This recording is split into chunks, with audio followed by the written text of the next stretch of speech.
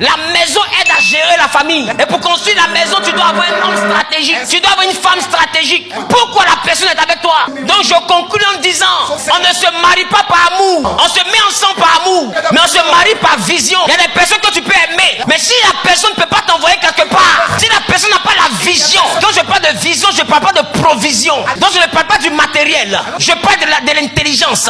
Quand tu causes elle, le monsieur là, comment il développe? Quand tu causes la femme là, comment son 18 tourne? Quel est le nombre de terras de sa mémoire RAM? Est-ce que son ordinateur ne bug pas? Une personne qui parle seulement de perruque n'est pas mariable. De pipier n'est pas mariable. De chapeau n'est pas mariable. De costume n'est pas mariable. Le plus important n'est pas ton apparence. Mais avec toi, quelle maison on peut construire? Une maison de mini? Une maison de bocho? Que bocho qui est mou? Moi je ne veux pas être mou. Je veux être riche. Non, je me sens belle, je me sens belle. La Bible, la beauté est vaine. Dans ce que je suis en train de te dire comme maison, la beauté ne sert à rien. Au lieu de penser à ta beauté, pense à ta contribution. Non, je cherche un homme qui va prendre soin de moi. Lui aussi, il cherche une femme qui va prendre soin de lui. Ah bah oui. Ah oui. Est-ce qu'un homme peut dire à une femme? Ah oui, bien sûr. Le mariage n'a pas été fait sur la base de l'amour. Le mariage a été fait sur la base de l'entraide. Dieu dit, je lui ferai une aide. Donc quelqu'un qui ne peut pas t'aider n'est pas mariable. Je t'évalue par rapport à ton apport dans ma vie. Depuis que tu es rentré sans argent, qu'est-ce que tu m'as envoyé? C'est pourquoi je bénis Dieu pour mon ami. L'amitié est sacrée.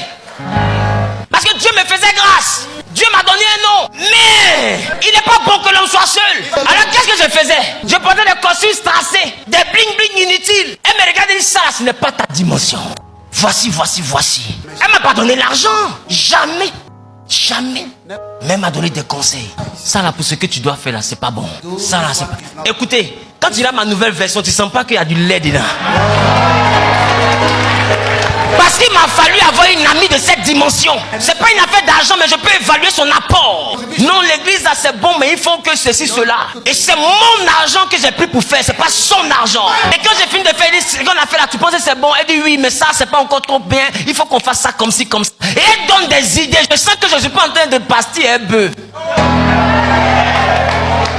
La Bible dit la femme sage, elle bâtit la maison. Il y a beaucoup de choses que j'ai vues sur moi qui ont changé là, c'est à cause de son intervention. Et je sens que je suis devenu une maison meilleure que l'ancienne maison. Parce que la Bible dit la gloire de la seconde maison sera plus grande que la première. Tu n'as pas dit amen bien. Et ça, ce n'est pas une affaire de collant. C'est une affaire d'intelligence. Il faut que la tête tourne. Si tu veux marcher avec un homme de vision, sois intelligente. Sinon, ta forme va l'ennuyer. Parce qu'un homme qui est intelligent passe pas son temps à soulever Lazare. Est-ce que vous savez que l'intelligence, plus elle est développée, plus la libido n'est pas forcément trop active. Ça veut dire que tu vas pas voir un intelligent passer sa vie sur toi en tant que croisade. Jean, il est là de 21 à 6 h du matin. Et quand le lit tombe, boum, vous vous levez. Regarde, boum. C'est quoi? C'est faire l'amour, mais c'est faire la guerre. La seconde veut taper la porte pour vous séparer. Oh, c'est pas parable. Tu ne verras pas ça. Si tu te mets à n'importe qui, tu vas vivre n'importe quoi. Et ce que je vous dis, ce n'est pas une affaire d'argent. Je répète, ce n'est pas une affaire d'argent. Le mindset. La tête là doit tourner. Non, la beauté est vaine.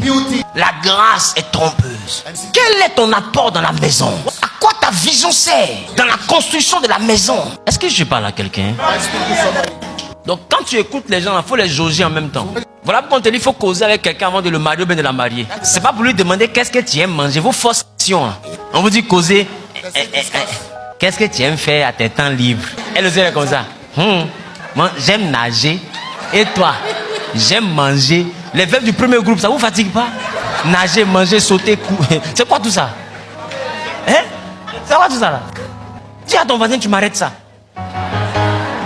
À partir d'aujourd'hui, n'évalue pas un homme par rapport à sa poche. Parce que, écoute, il y a des gens qui sont devenus riches sans faire exprès.